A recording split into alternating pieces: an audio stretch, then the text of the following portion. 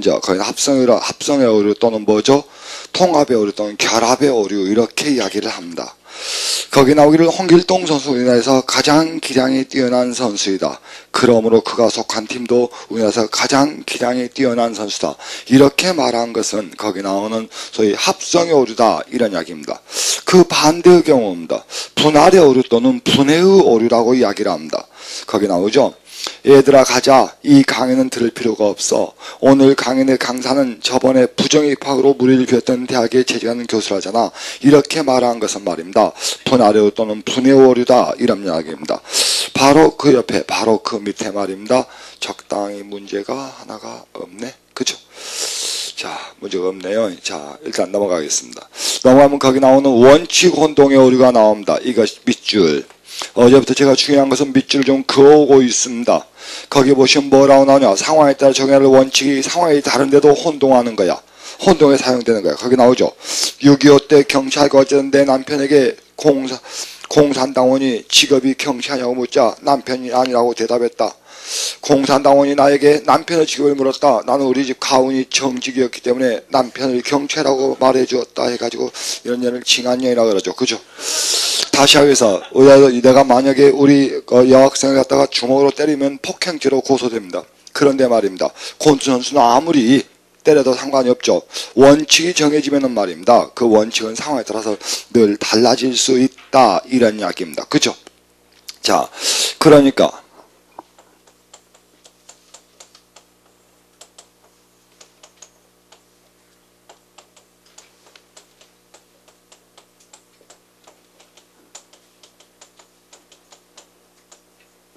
칠판에 쓰기를 제가 조명실이라고 썼습니다. 우리가 알고 있는 소위 뭡니까? 명예라고 하는 것은 어디에서 조정해서 따져야 되고 그 다음에 이익이라고 하는 것은 어디 가서 시장에서 따져야 한다 이런 이야기입니다. 모든 게 때와 장소가 맞아떨어져야 돼. 모든 게 때와 장소에 맞게 행동하고 또 뭐죠? 언행이 이루어져야 한다 이런 이야기입니다. 그래서 명예는 초정에서 이익은 시장에서 이걸 조명실이라고 합니다. 그런 것처럼 여기나 상황에 따라 적용해야 할 것, 때와 장소를 가져야 할 것을 때와 장소를 가리지 않고 그대로 적용하는 경우다 이런 이야기입니다. 사람은 서로 돕고 살아야 한다고 해서 시험 볼 때 서로 도우면 안 되죠. 그렇죠? 이걸 원칙 혼동의 오류라고 우리는 이렇게 이야기한다 이런 이야기입니다. 9번 의도 확대 오류 이것도 시험에 잘 나옵니다. 잘못된 결과가 나왔다고 해서 처음부터 예측한 것은 아니다. 잘못된 결과가 나왔다고 해서 처음부터 예측한 것은 아니다. 이런 이야기입니다. 거기에 나오기를 저렇게 과속을 하다니 저 운전자는 스스로 죽으려 함이 분명해. 이렇게 말할 수는 없더라는 이야기입니다. 흡연을 하면은 말입니다. 담배를 피우면은 폐암에 걸려 죽을 확률이 아주 높습니다. 그런데도 불구하고 네가 담배를 피는 걸 보니 너 죽으려고 환장한 놈이구나 이렇게 말할 수는 없다 이런 이야기입니다. 잘못된 결과가 나왔다고 해서 그 결과를 처음부터 예측했다고 말할 수는 없다 이런 이야기야. 그죠? 그래서 말입니다. 여기 나오는 이 글자는 말입니다. 대체로 죽다의 의미를 갈 때는 대체로 이런 걸 씁니다. 그 다음에 말입니다. 우리가 쓴 말 중에서 뭐가 있냐? 이번엔 뭐가 있냐? 안급지어란 말이 있어요. 원래 말입니다. 궁궐이 있는데 궁궐 앞에는 말입니다. 반드시 드무라는 게 있습니다. 드무란 커다란 쇠 항아리인데 거기다 물을 담아놔요. 그래가지고 항상 물을 끌 수 있게 그 궁궐에 불이 나면 그렇게 해놓는데 거기 나오는 그 앞에는 늘 궁궐하는 연못이 있거든. 그 연못의 임금이 아주 예뻐하던 뭡니까 좋아하던 그 잉어가 있어서요. 그랬는데 궁궐에 불이 나자마자 사람들이 어쩝니까 거기 나 연못에 있는 그 뭐죠? 거기 물을 갖다가 거기 나오는 궁궐에 불을 껐어요. 그랬더니 거기가 다 죽어버렸다는 이야기입니다. 그랬더니 나중에 처벌을 받을 때 화재 조사할 때 여기 잉어를 죽인 사람이 가장 먼저 죽었다는 이야기입니다. 물을 퍼냈다는 사람이. 이 사람 불을 끌려고 그랬지 여기 나오는 잉어를 죽이려고 했던 건 아닌데 잘못된 결과가 나왔다 해서 그 결과를 처음부터 예측하고 보는 것을 의도 확대 오류라고 한다 이런 이야기입니다. 10번 이것도 시험에 잘 나오죠. 흑백 논리 오류입니다. 거기 나오길 뭐라고 나왔냐? 우리가 알고 있기를 우리는 말입니다. 여기하고 별로 관계가 없는 말입니다만은 우리는 반의 관계란 말을 씁니다. 이때 반의 관계를 저는 이렇게 해요. 뭐냐? 우리가 알고 있는 중간항이라는 게 있습니다. 이러한 중간항이 있느냐 없느냐가 굉장히 중요한데 중간항이 있으면 뭐죠? 우리는 상대반이라 그러고 중간항이 없으면 우리는 뭐라고 하죠? 모순반이라고 하며 특별한 관계를 고려했을 때 우리는 관계반이란 말을 씁니다. 그런데 말입니다. 예를 들어서 날씨가 덥다란 말이 있고 덥다의 반대말은 춥다야. 하지만 이건 상대적이다 이런 이야기입니다. 그죠? 그런가 하면은 말입니다. 여기에는 여자가 있죠. 여자의 반대말은 뭐야? 남자야. 그러나 남자와 여자의 중간에 아무것도 없다 이런 이야기입니다. 우리 여학생과 나의 관계를 고려했을 때 여자와 남자로 보면 모순반이지만은 만약에 특별한 관계를 고려했을 때 우리가 이렇게 놓으면은 우리가 관계반이라고 이렇게 이야기를 합니다. 특별한 관계를 고려한 것이다. 우리는 이렇게 이야기를 하지. 그러면은 여기 나오는 반여가 존재하는 가장 커다란 이유는 무엇이냐? 바로 뭐 때문이죠? 언어의 일반성 요소도 언어의 분절성 때문입니다. 현실 세계는 연속적이다. 그러나 언어 세계는 불연속적이다. 이렇게 보는 것 때문이다. 이런 이야기야. 이랬을 때 덥다 춥다 경계가 모호하다는 이야기입니다. 그럼에도 불구하고 이 사이에 따뜻하다, 포근하다, 선선하다, 시원하다 이런 등등의 다양한 말들이 들어있거든. 하지만 여기엔 들어있지 않죠. 이때 이렇게 중간항이 있는 상대 반의를 관계 반의로 죄송합니다. 여기 나온 중간항이 있는 상대 반의를 모순 반의로 파악해버리는 것을 우리는 흑백 논리 오류라고 이렇게 이야기를 한다. 이런 이야기입니다. 현재 우리 교재에 뭐라고 나와주고 있냐? 거기에 나오기를 남을 위해 자신을 희생하면서 살아봐야 고생스럽기만 해. 난 이제부터 나만 위해 살 거야. 이렇게 하는데 이런 예보다는 내가 우리 여학생한테 물었어요. 우리 여학생 나 좋아해? 그랬더니 아니요 그랬어. 그래서 내가 왜 나 미워해? 좋아하지 않는다고 해서 미워하는 건 아니다는 이야기입니다. 뭐죠? 이것 보고 흑백 논리라고 한다 이런 이야기야. 이 세상은 두 가지 사실밖에 없다는 것이지. 거기 나오는 정약용이가 말입니다. 정약용이가 누굽니까? 그의 아들 정약전에게 편지를 써서 보냈는데 그것이 유배지에서 보낸 편지입니다. 거기에 보면은 그렇게 나와요. 뭡니까? 군자가 세상의 이치에는 두 가지 이치가 있으니 첫 번째는 여러분 자신 뭡니까? 나에게 이익이 되는 경우와 나에게 손해가 되는 경우가 있다 이런 이야기입니다. 그런데 여기 나오는 뭐죠? 세상에는 의로운 일과 뭐죠? 의롭지 않은 일이 있다 이렇게 하게요. 그러면서 그렇게 하게합니다. 이때 군자는 어떠한 길을 가야 하느냐? 정약의 말을 군자는 말입니다. 일반 세상을 사는 데는 이익을 얻으면서도 의로운 일이면 참으로 좋겠지만 세상 일은 그런 게 드물다. 군자는 의롭지 않더라도 뭡니까? 이익을 얻으려고 해서는 안 된다. 의롭지 않은 일을 가지고 이익을 얻으려고 하면 돼요. 비록 의로운 일을 택해서 해를 입는다 하더라도 불의를 가지고 이로움을 얻으려고 하는 것을 이걸 소인배라고 한다. 그는 이렇게 하게 합니다. 근데 약전아 네가 바로 소인배의 직결이 됐구나. 애비를 살리고자 서인을 찾아다니면서 애비의 유배에서 풀어달라고 그걸 구걸하다니 넌 아버지의 얼굴에 먹칠을 하였느니라. 이건 군자가 갈 길이 아니라 이렇게 하는 거예요. 이때 여기 나오는 정약용이 범하는 가장 큰 오류가 흑백 논리 오류야. 세상에는 이익과 손해만 있는 것이 아니고 또는 의로움과 불의 두 가지의 사실만 있는 건 아니라는 이야기입니다. 이걸 세상을 이분법의 논리로 나누는 소위 흑백 논리 오류야. 이게 정약용이가 범하고 있는 가장 큰 오류고 저번에 얘기 한번 시원하죠. 이 지문을 주고 여기서 정약용이 범하고 있는 오류와 똑같은 오류는 무엇이냐? 바로 뭐죠? 지문 하나 주고 흑백 논리 오류였습니다. 그죠? 현대사회는 경쟁사야. 내가 우리 학생을 쓰러뜨리지 않으면 우리 학생이 나를 쓰러뜨릴 것이야. 이렇게 보는 것은 인간과 인간 관계의 상보적 관계를 전혀 배려하지 않은 거죠. 그죠? 오직 경쟁 관계로만 보는 것은 흑백 논리 오류다. 이런 이야기입니다. 이어서 11번 복합질문의 오류입니다. 두 가지 이상의 질문을 던짐으로 해서 상대가 절대로 빠져나갈 수 없게 만드는 거야. 여기하고는 또 전혀 관계없는 이야기가 되는데 이런 게 됩니다. 여기에 신문이 있고 여기에 신문이 있어. 발음이 비슷하지만 뜻은 완전히 다릅니다. 이건 경찰이 말입니다. 범인으로 예상되는 사람을 잡아가지고 누구죠? 피의자제. 아마 범인으로 의심되는 사람을 잡아가지고 네가 했지 하고 따지고 파고드는 것이 피의자여. 여기는 신문이야. 이때 신문은 뭐냐? 경찰이 모든 사실 다 알아. 아는데도 불구하고 얘가 빠져나가려고 하니까 거기다 조목조목 반박을 하면서 걔를 잡아들이는 거예요. 그러니까 얘들은 이미 얘가 범인이라는 사실을 알고 시작하는 건 신문, 그렇지 않은 건 신문이야. 그래서 우리가 여기서 꼭 이렇게 쓴 거지. 유도신문이라 그러지. 이미 네가 범인으로 결정이 난 거야. 그죠?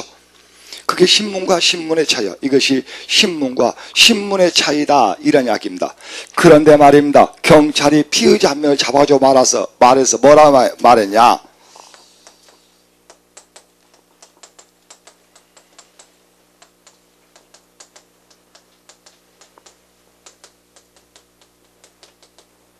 이렇게 물어봐 놓고 경찰이 꼭 하는 말이 뭐라 하냐? 예, 아니요. 둘 중에 하나로만 대답해. 그래요.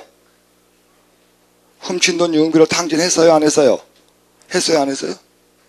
안 했답니다. 훔쳐서 적금 들었답니다.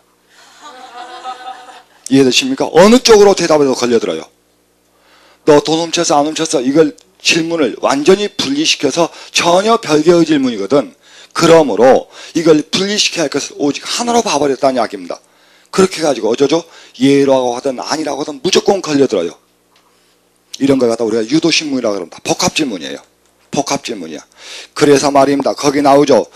다 수긍할 수 없는 것을 전제로 하고 질문하고 수긍하게 하는 거다. 두 개 이상의 질문을 동시에 던져버린 거야. 그래서 상대가 빠져나가지 못하게 하는 것이다. 이런 이야기입니다. 자, 당신의 과대 광고 덕택에 판매량이 급신장했죠? 이렇게 물었을 때 아니요라고 해도 예라고 해도 무조건 걸려든다. 이런 이야기입니다. 됐습니까? 다음 넘어갑니다. 넘어가니까 말입니다. 뭐가 나와? 발생학적 오류. 어제 했죠? 어제 제가 발생학적 오류 했다. 이런 이야기입니다. 그래서 여기 그러신 분 계실는지 모르겠습니다만은 우리 어머니들이 어저께 잘한 말이 있었지. TV 꺼! 이런 말도 있는데 할머니들이 잘한 말이 있죠. 또 뭐야? 지 애비 닮아갖고 말이야. 이게 바로 발생학적 오류요. 우리가 흔히 야기하는 말입니다. 우리가 흔히 야기하는 뭐죠? 부전, 자전, 모전, 여전이라고 하는 것은 전부 다 뭐죠? 발생학적 오류요. 부전, 자전, 모전, 여전이라고 하는 것은 모두 다 발생학적 오류다. 이런 이야기입니다. 됐습니까? 자, 그 다음 이번엔 언어적 오류입니다. 애매어의 오류가 있고 그 밑에 3번에 애매문의 오류가 있어요. 그렇죠? 거기 나오는 1번에 나오는 게 뭐죠? 애매어의 오류야.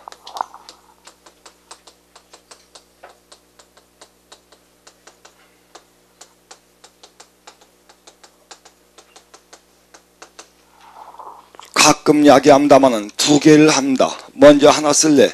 애매하다 합니다. 나 이거 한자로 쓸 수도 있어.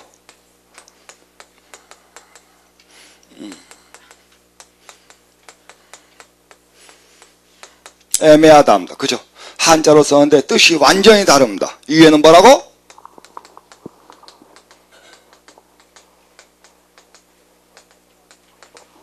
그죠? 모호하다.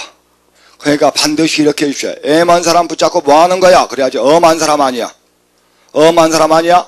뭐죠? 애만 사람이야. 그죠? 이것의 준말이 뭐요? 애하다요.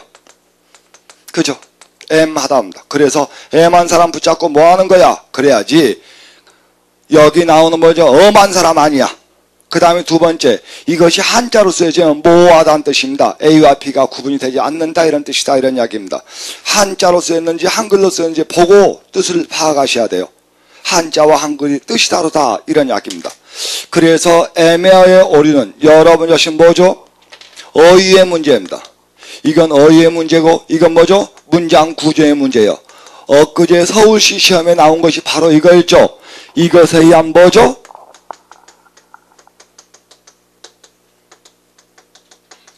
중의성, 모호성을 묻는 것이죠. 중의성 또는 모호성을 묻는 것이다. 중의성 또는 모호성을 묻는 것이다. 우리는 이렇게 하게 한다. 이런 이야기입니다. 아마 그렇게 봐야 할걸. 거기 나오는 그녀가 천사라고 그러면 나는 그녀와 결혼을 제고해야겠다. 최소한 나의 반려자는 인간이 하거든. 그렇죠? 이 천사에 대한 뭐죠? 해석을 잘못하고 있는 거죠. 애매어의 오류다. 이런 이야기입니다.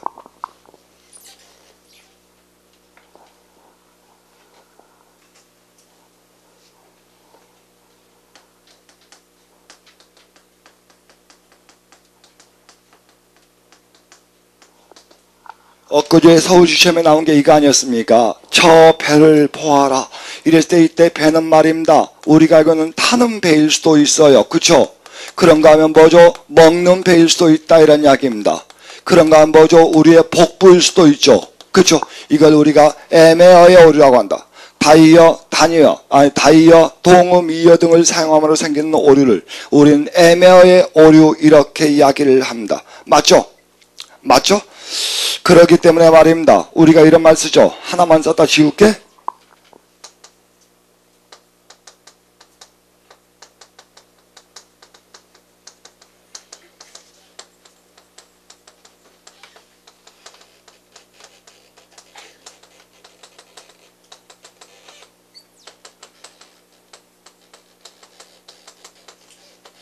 이거죠. 모든 인간은 죄인이다. 죄인은 감옥에 가야 한다. 그러므로 모든 인간은 감옥에 가야 한다야. 이때 여기 나오는 죄인과 여기 나온 죄인의 의미는 완전히 다르죠. 이건 기독교적 종교적 개념이요. 이건 실정법상의 문제이기 때문에 이 두 개의 의미가 완전히 다른데도 불구하고 동일한 의미로 사용하는 것을 뭐라고? 애매어류라고 한다. 이런 이야기입니다. 그죠? 다음 이어서 말입니다. 뭐가 있죠? 이번엔 애매문의 오류야. 이때 애매문의 오류는 문장 자체의 오류가 발생하는 경우죠. 여러분이 잘 아시는 대로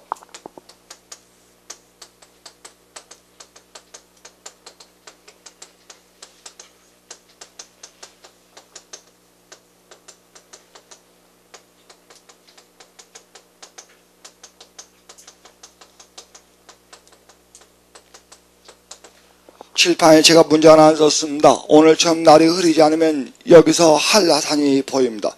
오늘은 날이 맑습니까? 흐립니까? 오늘 날이 흐려요 맑아요? 저 바깥 날씨 말고 칠판 날씨. 흐려요? 예. 몰라요? 저는 모른다는데 알아요? 예. 우리 남학생 공부 엄청 열심히 합니다. 아침 저녁 없이 말입니다. 저 오직 책만 보고 있어. 꿈이죠. 예. 근데 말입니다. 우리 남학생이 정말 열심히 공부합니다. 우리 남학생처럼 공부하지 않으면 시험에 합격할 수 없습니다. 우리 남학생 정말 열심히 공부를 해요. 우리 남학생처럼 공부하지 않으면 시험에 합격할 수가 없어요. 우리 남학생 공부 열심히 합니까? 열심히, 내가 한다고 했잖아, 아까. 우리 남학생 정말 열심히 합니다. 우리 남학생처럼 하지 않으면 시험에 합격할 수가 없어. 우리 여학생 말입니다. 쉬었다 놀다 틈나면 공부합니다. 공부 뒤럽게 안 합니다. 우리 여학생처럼 공부하지 않으면 시험에 합격할 수 없습니다. 오늘은 우리 학생은 공부를 정말 안 합니다. 우리 남학생은 정말 공부를 열심히 합니다. 오늘은 날이 흐릴 수도 있고 맑을 수도 있습니다. 여기 나오는 안타가 말입니다. 이걸 부정한지 모르고 이걸 부정한지 모르기 때문에 사실 이건 두 가지 이상 해석이 가능하다. 아직도 이해를 못하신 분들 하나만 더 써보겠습니다. 제가 잘 쓴 문장이야. 뭐라고? 자, 내가 영혼을 때리지 않았습니다. 먼저 이 안았다가 말에 이걸 부정하는 거예요. 영혼은 맞았죠. 하지만 내가 때린 것은 아니야. 이번에는 말입니다. 내가 때렸죠. 근데 내가 영혼을 때린 것은 아닙니다. 그렇죠? 아니야. 아무런 일도 발생하지 않았습니다. 아직도 이것도 이해가 안 되신 분. 여기다가 이걸 넣어봅시다. 이걸 넣어볼까? 여기다 이렇게 넣어보자. 내가 어제 영혼을 때리지 않았습니다. 이때 안았다가 이걸 부정하면 어떻게 됩니까? 걔는 격일죄로 맞습니다. 영혼은 어제 쉬는 날이에요. 그렇죠? 맞죠? 이번엔 여기다 이걸 넣어보자. 뭘 넣어볼까? 몽둥이로란 말을 넣어보자. 이걸 부정하면 어떻게 됩니까? 여러분 보신 대로 내가 어제 그를 세파이프로 때렸죠.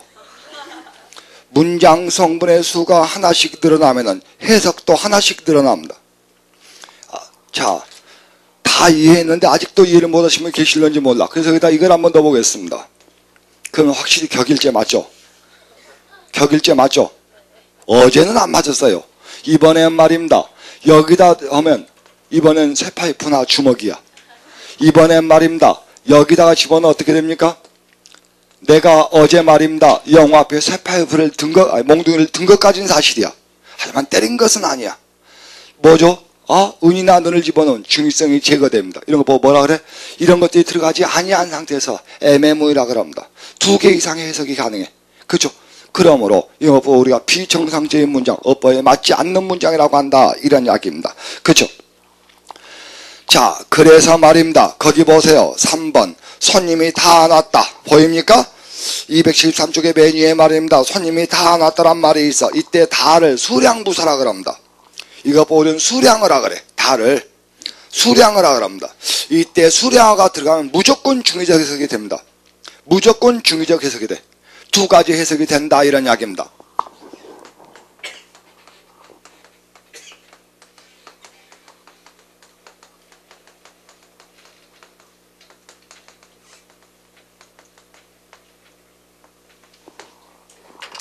이때 여기에 나와주고 있습니다. 뭐가 있지? 몇, 모두, 다, 전부, 모든 이러한 등등의 말들을 갖다가 우리는 수량을 하고 합니다. 근데 말입니다. 나는 어제 영어를 몇 문제 못 풀었습니다. 뭐라고? 20문제 나왔는데 2문제 풀고 나머지 18문제는 손도 못 대서. 아니야. 15개 풀고 5개를 시간이 부족해서 못 풀어버렸어. 그럴 수도 있죠. 이때 무엇이 부분을 이야기하는지 전체를 이야기하는지 잘 모르겠다는 이야기입니다. 이렇게 수량어가 개입되면 무조건 중의적 해석이 돼요. 그렇죠? 그래서 거기 나온 손님이 다 왔다는 전체 부정일 수도 있고 부분 부정일 수도 있다 이런 이야기야. 그 다음 4번 같이 이야기하면 말입니다. 호적을 파버려야 됩니다. 범주의 오류야. 아버지 저는 과학자도 되고 싶지 않아요. 제가 되고 싶은 건 유전공학자입니다. 개념이 안 서있는 애죠. 그죠? 야 학교 야 교무실도 보여주고 말이야. 교무실도 보여주고 운동장도 보여주고 교실도 보여주는데 학교는 언제 보여주니? 그러면 대책 안 쓰죠. 범주의 오류다 이런 이야기입니다. 다음 6번 강조의 오류 밑줄. 그렇죠? 강조의 밑줄. 그래서 어떤 어휘가 있으면 말입니다. 어떤 문장이 있으면 그 중에 하나만 딱 꼽아서 이야기하는 거야. 그치? 우리 이야기할 때 우리는 이렇게 이야기를 해.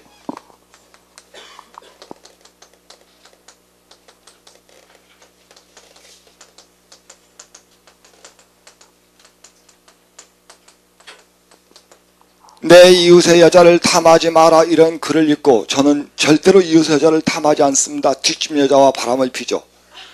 이거 갖다 뭐라 그래? 하나의 단어만 뽑아버린 거야. 뭐라고? 거기 나온 뭐죠? 강조어류야. 거기 나오는 백화점에서 세일한다고 전단이 왔어요. 뭐라고 써있어? 20 내지 80% 세일, 80%는 크게 써있어. 근데 그 밑에 거의 전단은 빨간색 바탕이야. 그 빨간색 바탕에 검은 글씨 쬐까맣게 빨간 바탕에 검은 글씨는 잘 안 보이거든. 써있어. 일부 품목죄 이렇게 써있어 이게. 그렇죠? 근데 사람들이 이것만 봐. 이것만 봐. 실은 80% 하는 것들은 재고나 2월 상품들이거든. 근데도 불구하고 그다 일부 품목죄 그 죄를 써있고 20%는 쬐까맣게 80%는 크게 이건 더 작게 80%는 눈에 잘 띄게 이건 잘 안 보이게 이렇게 써있어. 이게 바로 뭐죠? 강조류다 이런 이야기입니다. 그죠? 다음 이어서 그 다음에 말입니다. 거기 나오는 이다 오류 나오고 읽어보시고 넘어갑니다. 이 정도 보시면 여러분이 오류를 죄송합니다. 272쪽의 맨 하단입니다. 272쪽의 맨 하단에 뭐가 나왔어요? 거기 나오는 은밀한 재정의 오류. 이것도 밑줄을 그어놔야 된다. 은밀한 재정의 오류 나오는데 그것도 밑줄 한번 그어주시라 이런 이야기입니다. 됐습니까? 어떤 단어에 대한 자의적 해석을 내려온 겁니다. 어떤 단어에 대한 자의적 해석을 내리는 것을 우리는 거기 나오는 뭐죠? 은밀한 재정이라고 한다 이런 이야기입니다. 우리가 수전노란 단어에 대한 자의적 해석이죠. 그런가 하면 요즘 같은 세상에 뇌물을 받다니 그런 미친놈 아니야. 걔는 정신병자야. 그러므로 정신병원에 보내야 해. 이때 뇌물을 받은 사람을 정신병원에 보낼 수 없는 것은 뇌물 받은 사람을 정신병자라고 자의적 해석을 해버렸기 때문입니다. 그렇죠? 이런 걸 뭐라고? 은밀한 재정의 오류다 이렇게 이야기를 합니다. 자 하나만 더 하겠습니다. 274쪽에 와 있습니다. 274쪽에 거기에 3번이 나와요. 맨 위에 3번 나옵니다. 거난 3번에 뭐가 나와? 성서의 글은 모두 하나님의 말씀이다. 274쪽입니다. 274쪽의 맨 위에 3번. 성서는 글은 모두 하나님의 말씀이다. 성서가 하나님의 말씀인 것은 성서에 쓰여있기 때문이다. 그러므로 성서가 하나님의 말씀인 것은 의심할 여지가 없다. 뭔 뜻인지 하나도 모르겠죠? 교회에 다니신 분들만 알아.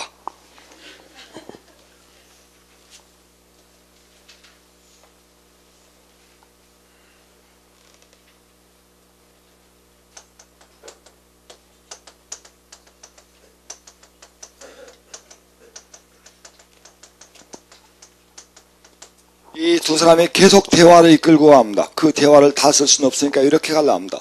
여기 나온 여기는 A가 말했습니다. 철수는 모험생이다. 그러니까 B가 물었어요. 왜? 하고 물으니까 여기 나온 A가 말하기를 뭐라 하냐. 엊그제 말입니다. 엊그제 교장선생님께 모험상을 받았대. 그러자 B가 물었어요. 왜 받았대? 하고 물었어요. 그때 A가 말하기를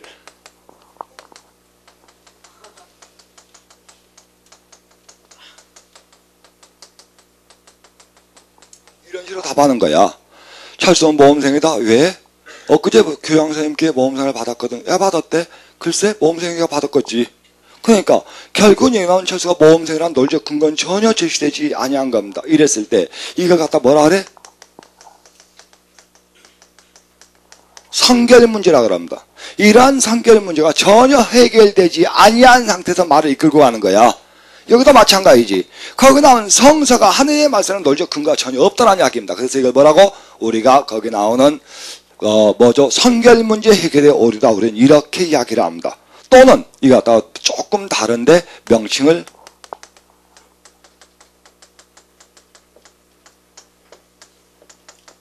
순환논증의 오류란 말도 같이 씁니다. 순환논증의 오류란 말도 같이 쓴다. 이런 이야기입니다. 됐습니까? 자, 이런 걸 가지고 이야기를 해. 어제도 이야기했습니다만 오류는 말입니다. 한자 성어와 속담 그리고 뭡니까? 거기 나오는 오류를 같이 묶어준 게 좋고요. 요즘에 오류의 명칭을 묻는 문제는 잘 안 나옵니다. 이와 동일한 오류를 범하고 있는 것은 무엇이냐 이런 식으로 나와요. 그죠? 나중에 왜 이러한 오류가 발생하는지 가면서 또 말씀을 드리겠습니다.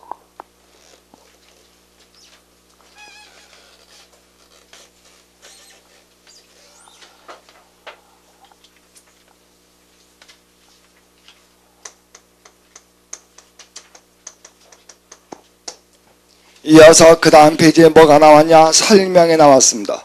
설명이란 무엇이냐? 어제는 제가 설득을 잠시 말씀드렸습니다만은 설명은 말입니다. 이거죠. 정보의 전달과 이해를 우리는 뭐라고 하죠? 설명이라고 한다. 이런 이야기입니다. 그 다음 페이지에 설명 나오죠. 근데 여기 나오는 설명이 되기 위해서 가장 중요한 건 무엇이냐? 역시 정확성이야. 정확한 사실을 전달해야 됩니다. 두 번째 말입니다. 뭐죠? 편의성이야. 쉽게 연결돼야 한다. 이런 이야기야. 쉽게 전달돼야 돼. 세 번째 말입니다. 뭐죠? 재밌어야 돼. 뭐라고? 여기 나오는 우리 학생에게 뭘 알려줄 때 말입니다. 그거는 평이성이라고 합니다. 평이성이야. 그죠? 우리 남학생들 거의 대부분 군대 갔다 오신 분 거의 대부분이겠습니다만 군대에서 뭡니까? 1종, 2종, 3종, 4종 해가지고 10종이라는 게 있어요. 지금도 있는지 모르겠습니다. 제가 군대에 있을 때가 뭡니까? 가본 입고 창 들고 싸울 때는 10종이라는 게 있어서 10종이라는 게 이 10종이 뭐냐? 화장지예요. 화장지 같은 거 10종이라 일회용 사용. 여기서 우리가 10종이라고 합니다. 근데 군인들 중에서 10종을 대체로 그때 당시에 약 5만으로 봤어요. 60만 명에서 5만을 10종으로 일회용성 소모품으로 봅니다. 그 애들이 거의 대부분 어디냐? 철책선에 있는 친구들이 거의 대부분 일회용 소모품이었어요. 전쟁이 일하면 최소한 3시간을 맞고 너희들은 죽어라. 거기서 너희들은 죽어라. 그 나머지는 뒤에서 우리가 책임을 진다. 그래서 10종에서 엊그제 갑자기 그게 생각이 난 게 전방부대의 장비가 너무 열악하다 이런 이야기가 나오길래 우리 군대 있을 때도 그랬어요. 전방부대에 있는 장비가 너무 열악하다 이런 게 있어서. 근데 원래 전방부대 에다가 그때 당시에는 최신 무기를 안 줬어요. 그 뒤에다 만졌어요. 뒤에서 밀고 올라가기 좋게. 앞에서는 버티고 뒤에서는 준비하고 하려면 뒤에가 더 무기가 좋아야 된다. 그래가지고 저 군대 있을 땐 그랬어요. 근데 그래서 그제 임병자인가 걔 보니까 그것도 생각이 나더라고. 장비가 열악하네 어쩌네 막 하길래 지금도 그러나 보다. 옛날에도 그랬는데 지금은 장비가 훨씬 좋아졌는데 그 생각했어요. 그래서 사람들이 흥미를 가질 수 있는 부분에 가지고 설명을 해줘야 사람들이 쉽게 이해한다 이런 이야기야. 그랬을 때 거기 보면은 뭐가 나오냐? 설명법에는 뭐가 있냐? 그냥 정태적 설명법이 있네. 자, 시간 관계에서 오늘은 지정과 정의만 할게요.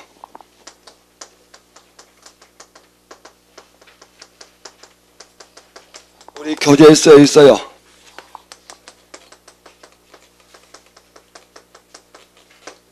뭐라고요? 거기에 부분과 조건과 거기 나오는 특성의 진술, 우리는 지정이라고 한다랍니다. 축구는 과학이다. 자, 이번에 이거 한번 써볼까?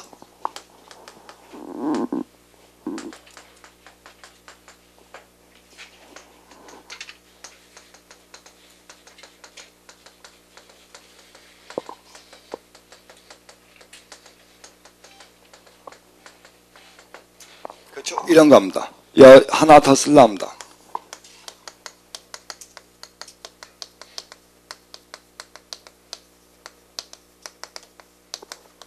이랬을 때 말입니다. 이런 거 갖다 우리는 지정되었다고 한다. A는 B다. 대한민국은 민주공화국이다. 인간은 사회적 동물이다. 이렇게 오는 걸 가지고 이야기를 해. 그런데 두 번째 말입니다.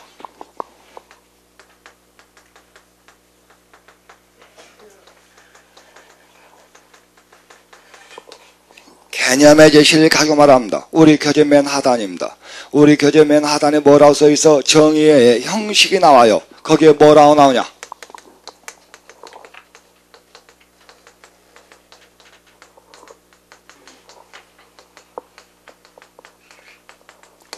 거기에 일이 쓰여 있습니다. 이때 피정향은 반드시 하위 개념이어야 됩니다. 이건 하위 개념이어야 되고 이건 반드시 뭐 해야 돼? 상위 개념이어야 돼.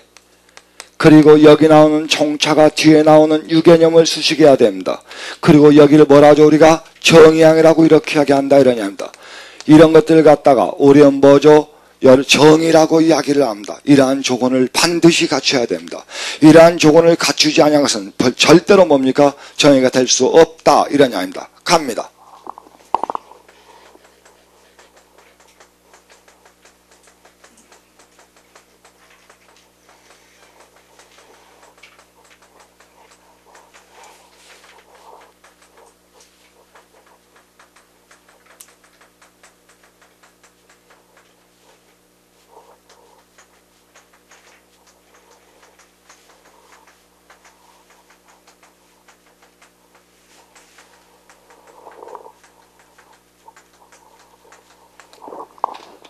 어쩌다 보니까 두 줄로 써버렸습니다만은 여기서 한번 끊고 말입니다. 이번엔 여기서 한번 끊는다 이런 이야기입니다. 운문문학 안에 뭐가 들어가야 돼? 시가 들어가야 돼요. 그리고 여기서부터 여기까지 이 전체는 말입니다. 뒤에 나오는 운문문학을 수식해야 됩니다. 됐습니까? 그리고 말입니다. 여기 나오는 이 정의항과 피정의항에 반드시 대등관계가 있어야 됩니다. 이걸 가지고 우리가 뭐죠? 정의되었다고 한다. 이것 가지고 우리가 정의되었다고 한다. 이런 이야기입니다. 됐습니까? 거기 나오기를 행복이란 보세요. 행복이란 여기까지가 여러분의 피정의항입니다. 우리가 그것을 인식하고 있는 순간에만 존재하는 여기까지가 총차야. 감정이다. 이것이 뭐요? 유개념이다. 이런 이야기입니다. 이렇게 와. 이렇게 오는 걸 가지고 이야기를 한다. 이런 이야기예요. 그렇죠? 넘어갑니다.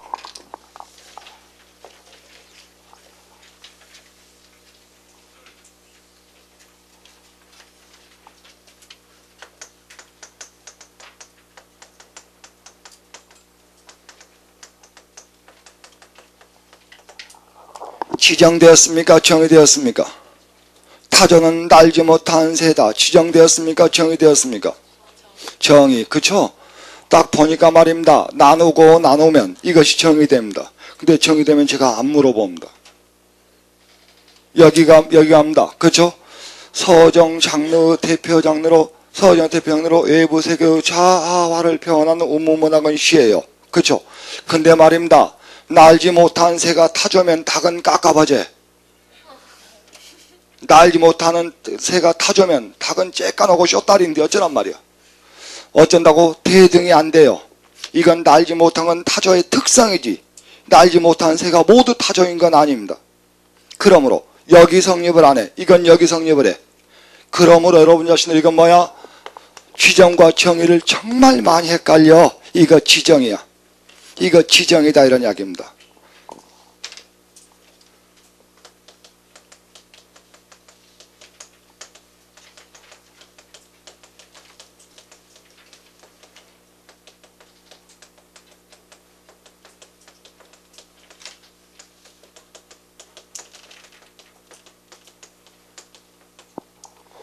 자, 지정되었습니까? 정의되었습니까? 표준어는 현대 서울의 교양 사람들이 두루두루 쓰는 말이야. 지정되었습니까? 정의되었습니까? 정의되면 안 물어본다니까? 해보세요. 지정. 예, 잘하셨습니다. 그죠? 표준, 자, 갑니다. 표준한 국민 정서의 통일을 위한 국가 통치상의 공식이며 국민 대다수의 통용어를 말한다. 표준의 정의가 따로 있습니다. 표준한 국민 정서의 통일을 위한 국가 통치상의 공식이며 국민 대다수의 통용을 이룬다. 이렇게 있어요. 자,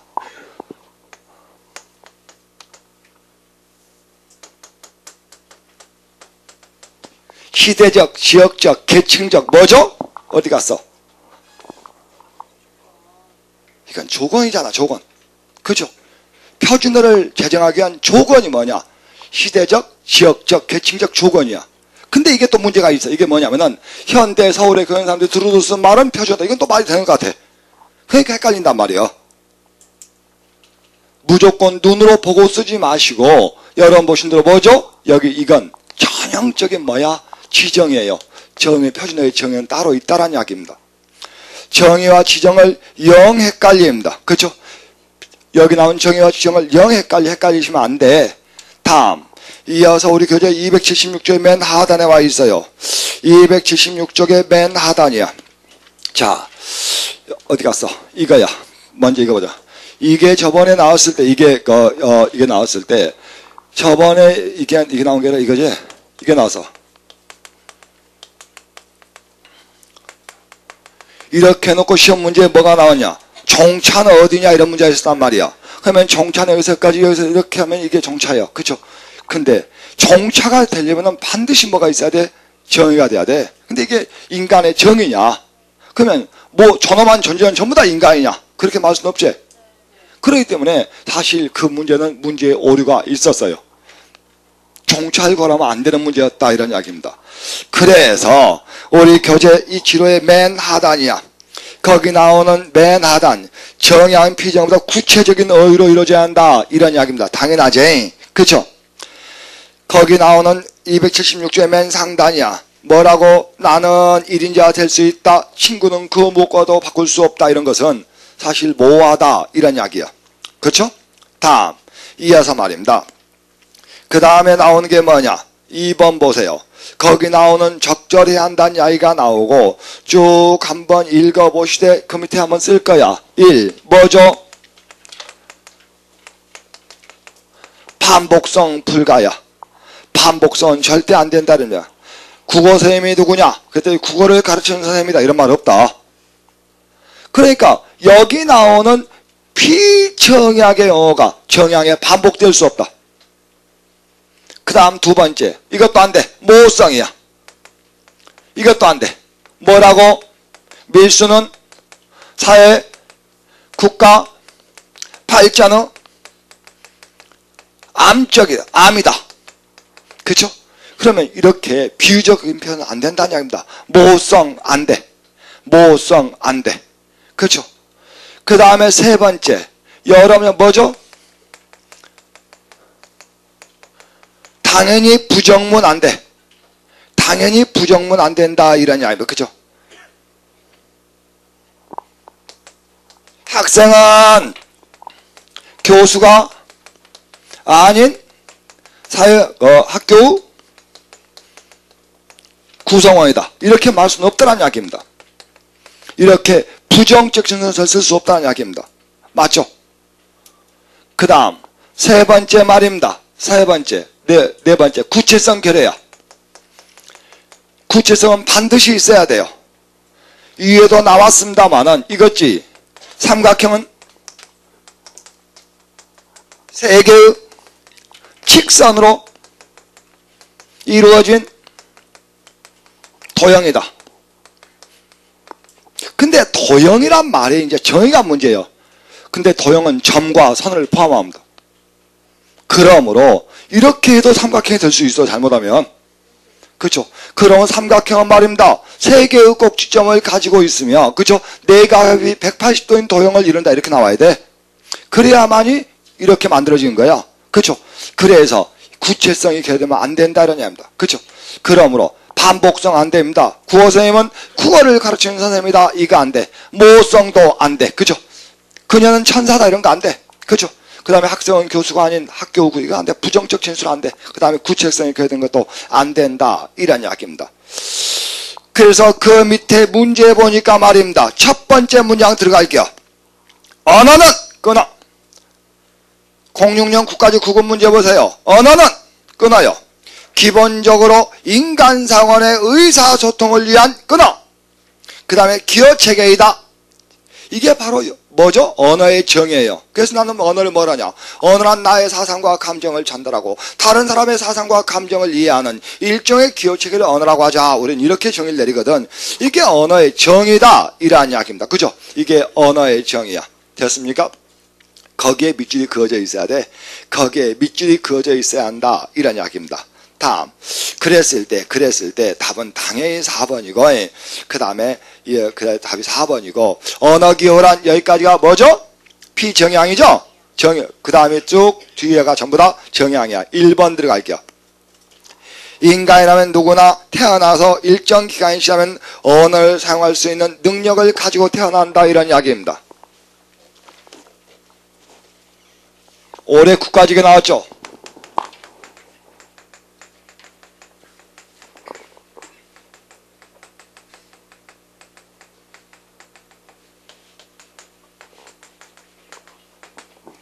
언어 습득 이론 두 가지가 있다. 인간은 태어나면서부터 언어를 구사할 수 있는 능력을 가지고 태어난다. 이게 선험주의야. 아니야. 경험주의란 뭐야? 교육과 훈련에 의해서 엄마 해봐 해서 된다는 이야기입니다. 만약에 아이가 인간이 태어나면서부터 언어를 구사할 능력을 가지고 있지 않다면 엄마들은 태교를 할 필요가 없어. 얘가 못 알아먹었는데? 그쵸? 할 필요가 없어. 음악을 들릴 필요 없어. 귀 근육도 안 열렸는데? 안 돼. 아니다. 인간을 갖다가 동물 속에 집어넣으면 언어를 전혀 구사하지 못한다. 그러므로 인간은 교육과 훈련에 의해서만이 언어 습득이 가능하고 언어를 구사할 능력을 가진다고 보는 게 경험주의야. 지금 여기서 이야기하는 것은 선험주의입니다. 오늘날엔 거의 대부분 이 선험주의를 택하고 있습니다. 인간 태어나면서 언어 구사할 능력을 가지고 태어났는데 인간의 신체 부위가 다양한 부분들을 모두 신체 부위명들이 있지만은 그 중에서 인간이 다른 동물 가장 다른 점이 혀죠. 혀입니다. 혀가 가장 뭡니까? 부드럽게, 가장 재빠르게, 가장 많은 변화를 일으키면서 사용할 수가 있어요. 동물도 혀가 있죠. 하지만 동물의 혀의 90%는 거의 대부분 먹으려고 씁니다.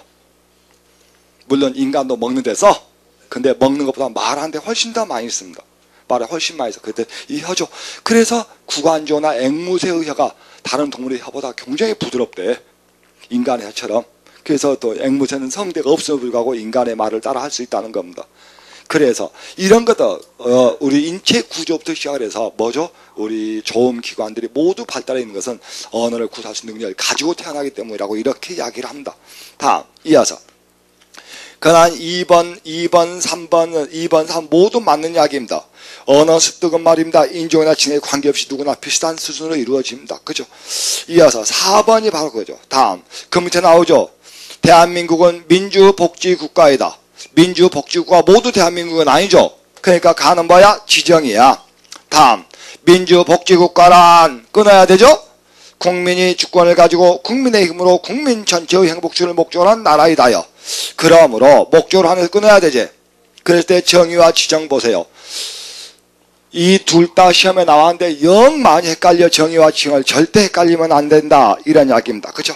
자, 오늘은 여기까지 놓고 다음 시간에 비교 대조부터 가보도록 하겠습니다. 고생하셨습니다.